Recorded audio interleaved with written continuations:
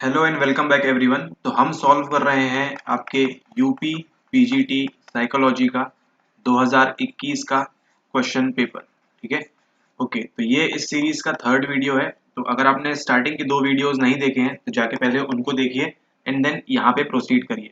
ठीक है, वहाँ पे भी आपको कई सारी चीज़ें सीखने को मिलेंगी और इस वीडियो में सीखने को मिलेंगे ही मिलेंगी। चलिए स्टार्ट करते हैं। सबसे पहले देखते हैं कि प्रश्न क्या कह रहा है। प्रश्न आपसे कहता है, जब लोमड़ी अंगूरों तक नहीं पहुंच पाती तब उसने कहा कि अंगूर खट्टे हैं। यह किस रक्षा तंत्र का उदाहरण है? ठीक है, तो यहाँ आपसे क्या पूछ रहा है? यहाँ आपसे पूछ रहा है डिफेंस मैकेनिज्म। ठीक है, कोई आप पे अटैक करने के लिए आ रहा है। ठीक है, कोई आप पे क्या कर रहा है? अटैक कर रहा है ना। तो आप क्या करेंगे? अपने आप पे क्या करते हैं? आप डिफेंस करते हैं।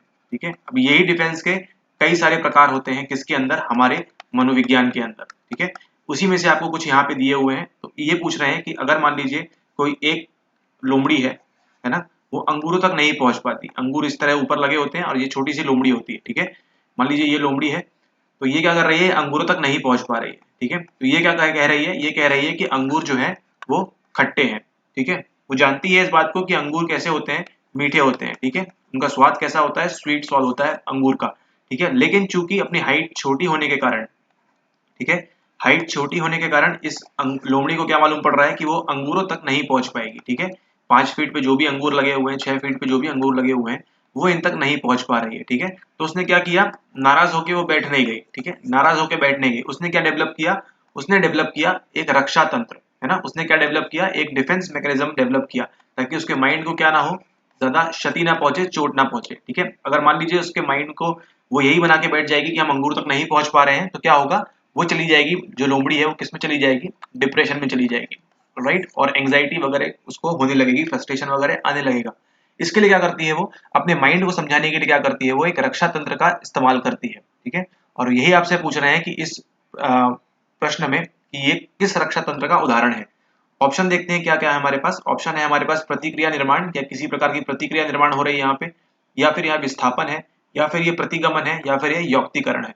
ठीक है, क्या ये रिएक्शन फॉर्मेशन है, क्या ये डिस्प्लेसमेंट है, क्या ये रिग्रेशन है, एंड क्या ये रेशनलाइजेशन है। ठीक है, तो हम समझते हैं सबसे पहले कि प्रतिक्रिया निर्माण होता क्या है। ठीक है, व्हाट इज रिएक्शन फॉर्मेशन? नाम पढ़ के इंग्लिश में तो आपको समझ में आ रहा होगा।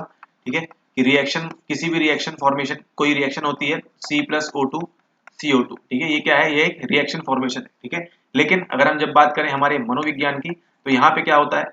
यहाँ पे एक ऐसी स्टिमुलस, है ना, एक ऐसी स्टिमुलस या फिर एक ऐसी उद्दीपक, ठीक है, एक ऐसा उद्दीपक जो क्या है, जो आपको पसंद नहीं है। ठीक है, आप क्या करते हैं? उसको पसंद नहीं करते हैं। ठीक है, वहां पे क्या करेंगे आप? इसी उद्दीपक, ये जो स्टिमुलस है, इसके लिए क्या करेंगे आप? एक डुप्लीकेट चीज को आप डेवलप कर लेंगे। ठीक है, डुप्लीकेट इमोशन हो सकता है, कुछ भी हो सकता है। एक एग्जांपल इसका दिया हुआ है कि मान लीजिए कोई एक लड़का है।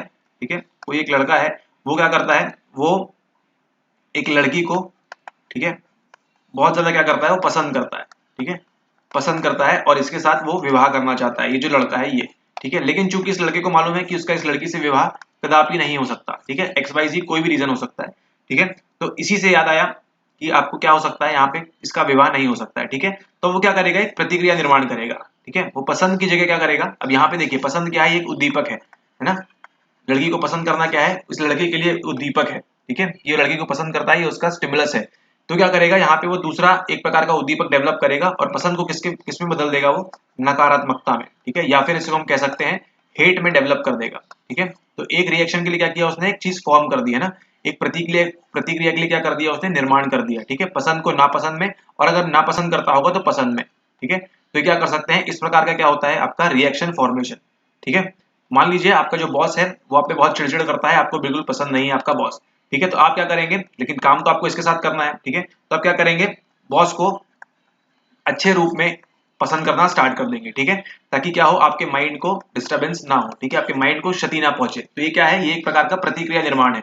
तो क्या अभी हमने जो एग्जांपल दिया, ये इस प्रकार का एग्जांपल है कि जब लोमड़ी अंगूरों तक नहीं पहुंच पाती तब उसने क्या कहा? कि अंगूर खट्टे हैं। क्या ये इसका आंसर है? तो आपको समझ में तो आ गया होगा कि प्रतिक्रिया निर्माण तो किसी प्रकार की नहीं है, क्योंकि क्या किया उसने?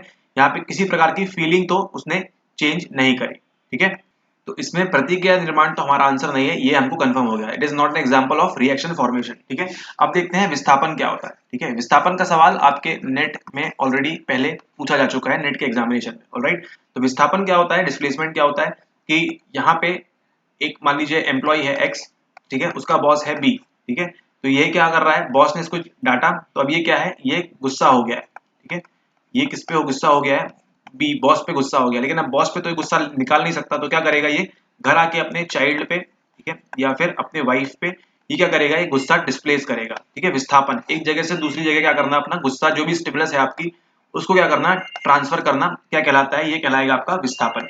ठीक है, ओके, बात करते हैं अब रिग्रेशन की। रिग्रेशन क्या होता है, ठीक है, रिग्रेशन क्या होता है, रिग्रेशन जो होता है, अब यहाँ पे रिग्रेशन जो है इसको आप बताएंगे नीचे कमेंट करके। ठीक है, क्या आपको रिग्रेशन मालूम है, ठीक है, इसको आप कमेंट करके बताइए नीचे। ठीक है, तो लेकिन आपको बता दें कि रिग्रेशन का आंसर भी नहीं है, इस क्वेश्चन का आंसर रिग्रेशन भी नहीं है। तो अंत में क्या बचता है हमारे पास ऑप्शन, केवल और केवल हमारे पास ऑप्शन बचता है रेशनलाइजेशन, है ना। रेशनलाइज क्या करते हैं, जब हम किसी को चीज को लॉजिकल आंसर देते हैं किसी चीज के लिए, है ना, उसको रेशनलाइज करते हैं।